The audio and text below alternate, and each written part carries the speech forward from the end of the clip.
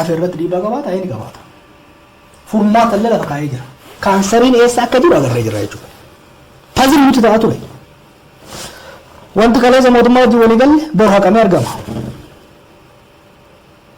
Bakka Gidaamirraa kaasee ijoolleen ture. Gidaamirraa kaasee hamma asii sanqalleetitti koshoroon dhufan.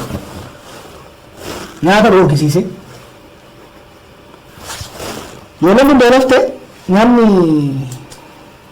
sanqalleetti haa qophaa'u jennee qophaa'u nuun jedhan. Nama 600 wayii kan dhufe yeroo guyyaa tokkotti.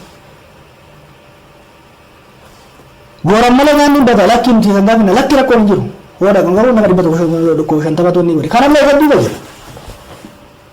Maaluma mootummaan kun maal ta'ee maaluma ta'anii jechaa turre.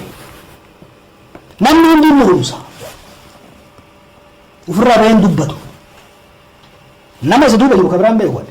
Garuu kallattiidhaan waan kana kaanii fashaleessuudhaaf irratti hojjete Ala Musameeti. Yoo ani kana kijibe akka inni waan kana fashaleessuudhaaf halkanii guyyaa hojjetaa ture ani waan kana kijibe kantiibaaleen magaalaalee Oromiyaa wal gahan walgahii sanatti inni maal akka jedhe ragaan attaa ba'an.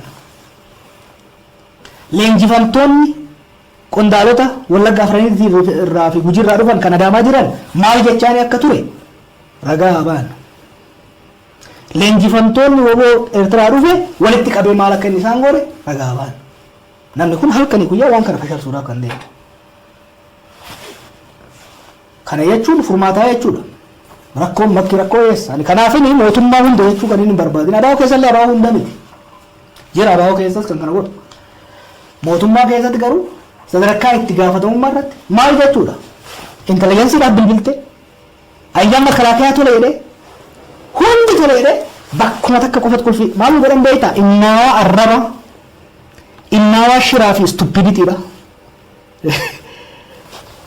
Sa'aa namatti achi dhayne eegaa nuun jedhanii namni dhufuu eegalee akka nu jiru dhayee sanboota rakkoon akka achitti akka nu uumnee kaanee deemne magaalaa galuu keenya waggaa mirkanaa'u sabbataas dabarree furii na fakkaate sabbataas dabarree waggaa seenu amma isin fayyaa'eera dhaqaa seenuu dandeessanii nuun jedhan. Kuni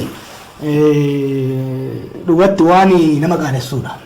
Akka qondaala mootummaa tokkottis akka ilma Oromoo tokkottis even akkuma namaatiitti illee araara kan yoo kan hin barbaanne taate araarri kun faayidaa buusee moo hin buufne hojiin nu hojjenne kun hojii bu'aa buusee moo hin buufne uummanni Oromoo laaluu danda'u uummata Oromootiif dhiisi Oromiyaaf dhiisi paartii ODP inni hoogganu bu'aa buusee moo hin buufne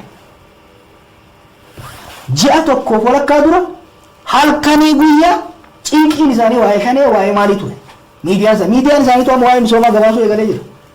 Qondaalonni isaanii waa'ee nagayaatiin xamadamanii waan tokko hojjetaa jiran. Har'a mana barnootaatiif hospitaala eebbisaa jiran.